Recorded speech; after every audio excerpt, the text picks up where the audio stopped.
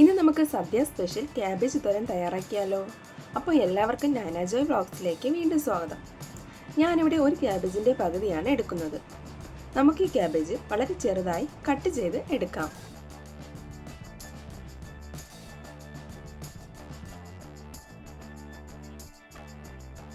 ഇവിടെ ഞാൻ ക്യാബേജ് എല്ലാം ചെറുതായി കട്ട് ചെയ്ത് എടുത്തിട്ടുണ്ട്. അടുത്തതായി വേണ്ട സാധനങ്ങൾ: ഒരു സവാള ചെറുതായി കട്ട് ചെയ്തതും എരിവിന് ആവശ്യത്തിന് 3 പച്ചമുളകും ഞാനിവിടെ എടുത്തിട്ടുണ്ട്. ഇനി നമുക്ക് തോരൻ എങ്ങനെയാണ് തയ്യാറാക്കുന്നതെന്ന് കണ്ടു നോക്കാം. ഒരു പാത്രം അടുപ്പത്ത് വെച്ച് അതിലേക്ക് 2 സ്പൂൺ വെളിച്ചെണ്ണ ചേർത്ത് കൊടുക്കാം. വെളിച്ചെണ്ണ നന്നായി ചൂടായ ശേഷം 1/4 സ്പൂൺ കടുക് ചേർക്കാം. കടുക് പൊട്ടി വന്ന ശേഷം 1/4 സ്പൂൺ ഉഴുന്നുപരിപ്പ് ചേർത്ത് കൊടുക്കാം.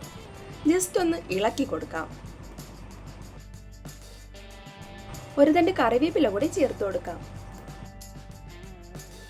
ഈ സമയം കട്ട് ചെയ്ത് വെച്ചിരിക്കുന്ന ക്യാബേജ് ഇട്ട് കൊടുക്കാം.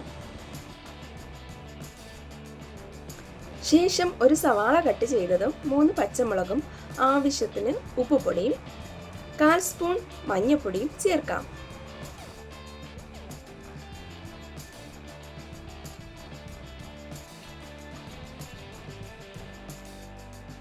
ആദ്യം നമുക്ക് മീഡിയം ഫ്ലെയിമിൽ വെച്ചിട്ട് നന്നായിട്ട് ഇതൊന്ന് ഇളക്കി കൊടുക്കാം. ഒരു 2 മിനിറ്റൊക്കെ അടച്ചു വെച്ച് വേവിച്ചെടുക്കാം.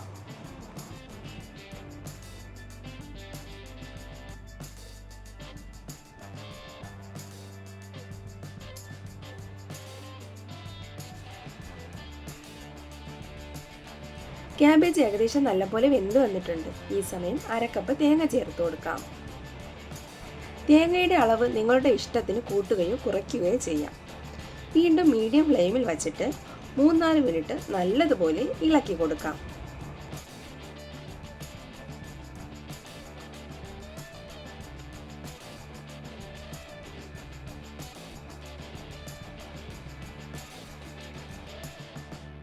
ഈ സമയത്ത് ഉപ്പ് നോക്കിയിട്ട് ആവശ്യമെങ്കിൽ ചേർത്ത് കൊടുക്കാവുന്നതാണ്.